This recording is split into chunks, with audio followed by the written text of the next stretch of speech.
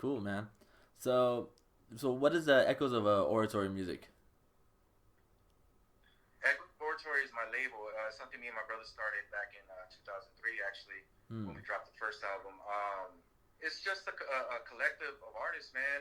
It started off as just us, being crop circles, and then we brought in the homie Audio, just a bunch of local cats right here from Bridgetown, La Puente, like the IE area. Hmm. Stereo. I'm not sure if you're familiar with Stereotype. Those cats are the homies. They're part of my label, Rhyme Apes. It's just a label I started, man, just out of the love for hip hop. Something that I wanted to push forward. I wanted to put my stamp on the genre. And as much as we got derailed, back then with just different things going on, personal things and stuff. Like I said, man, we're back and stronger than ever. Like we're pushing music, we're making music. Yeah, it might be hard to find, but it's out there. You know what I'm saying? And like Hmm. I'm doing this mostly like for the culture. You know what I'm saying? Like it's more of a personal passion than anything else. That's why I guess it's hard for us to market ourselves the right way because we're just really focused, in the creative side of things, and we don't have management, we don't have anything like that. But Echoes of Oratory is my baby. You know what I mean? It's something we started from day one, and it's still going strong. That's basically the roof. That's what it's the umbrella. It holds everybody. You know what I'm saying? And everybody that's involved and that represents that name, to me is unique and special in their own way. When it comes to rapping and making beats, because we all have different styles, man. So you're gonna see like down the line we're gonna start pushing this a lot more, man, and you're gonna get a lot more familiar. It's kind of Hmm. hard right now because you really don't know what I'm saying, what I'm talking about because you haven't heard it. It's not out there like that.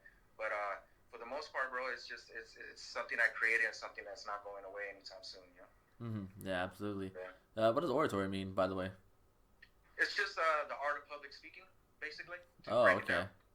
Wow. Yeah. So the Echoes is the my label mates. You know what I'm saying? The members, the Hmm. people that represent every day. So yeah, man. Yeah. So, yeah, before we go into like some of the other like label mates, because I do have some questions for like about so at least one of them. Cause I do remember you just mentioned them right now. But before that, mentally armed. So that's like the newest single off your upcoming project, right? Yeah, yeah, that's the single for sure. Okay. Yeah. So how was the whole process, whether from writing down the lyrics to production or the music video? Like how did how did that whole track come together? Well, man, to be honest, it should have came together years ago, bro. I've got a batch of beats from the homie Dirty, you know what I mean, and it's something that I meant to put out back in 2014, right? I never like back then. I didn't write to the beats. I just had them. I had them in my arsenal. It's just things happen, and I just had this big old hiatus where I wasn't creating. Just recently, I went back to these beats and started writing to them because I need to write to the actual beat. I can't just write to anything and then kind of go and mix and match. You know what I'm saying? So I was kind of glad that I waited, you know what I mean? Because the whole thing is that I'm so inspired right now that everything I write and I feel and I make, like I think it's the timing is perfect, right? Like the feeling is there, everything feels natural, and the way it got created, basically, is just your typical writing station sessions, man. It's always me here by myself in my studio, which I'm at right now, and it was just something that mentally armed, right? It was just about being equipped with the proper tools. Is to me what it's about. You know what I'm saying? Everybody's gonna listen. You're gonna listen to it, and you're gonna kind of have a different idea on it. You know what I mean? But for me personally, it's just being equipped with the mental tools. Basic.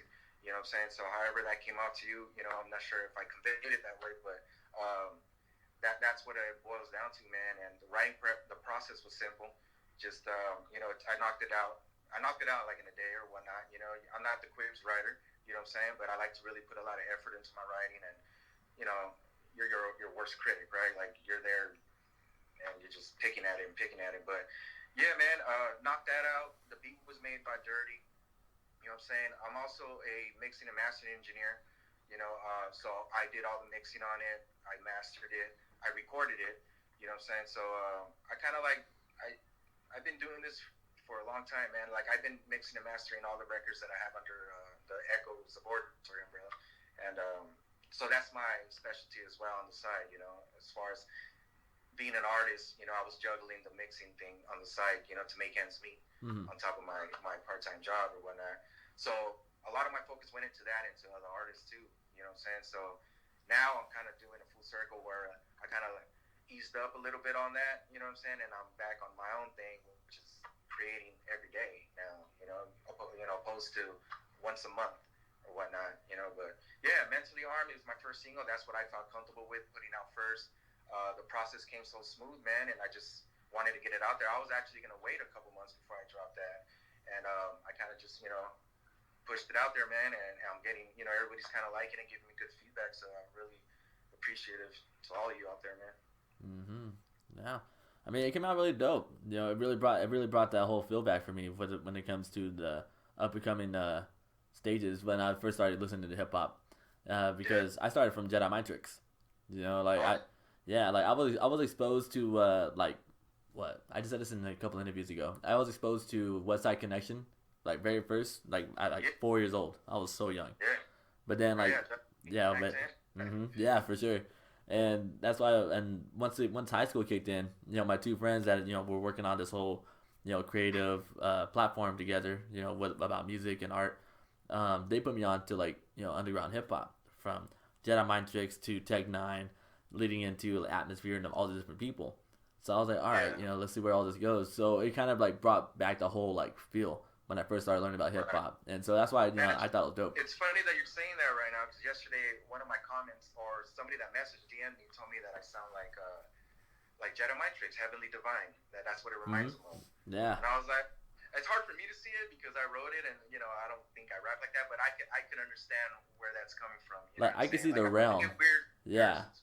I can see the realm of creativity, but I can definitely see that it's your personal creation. It wasn't inspired off that, Yeah. So it's funny, because you mentioned it. That's what came up yesterday. I get a lot of I sound like Eli, and I sound like Cypress Hill, and this and that. It's all over the place, man. It's funny, but hey, all love, man. Yeah, I also believe it. People may be referring to you as those older known people. Because they're still relevant nowadays, but it's just that they revert back to that time was because nowadays we're not used to hearing sounds like this. And, but you bringing it forward, because some people always try to say, oh, he's bringing hip-hop back. And it's I just think he's just moving his, his style forward. He's not, going back in time for this. It's this is him. And so that's why I liked it. It definitely sat well with my listening habits and such. So, Dirty, who you said that he produced that track, right? Yeah, he's actually producing my whole album, man. It's gonna be about 9 tracks. Dirty is an international producer from Bulgaria. I never met him personally, just through online.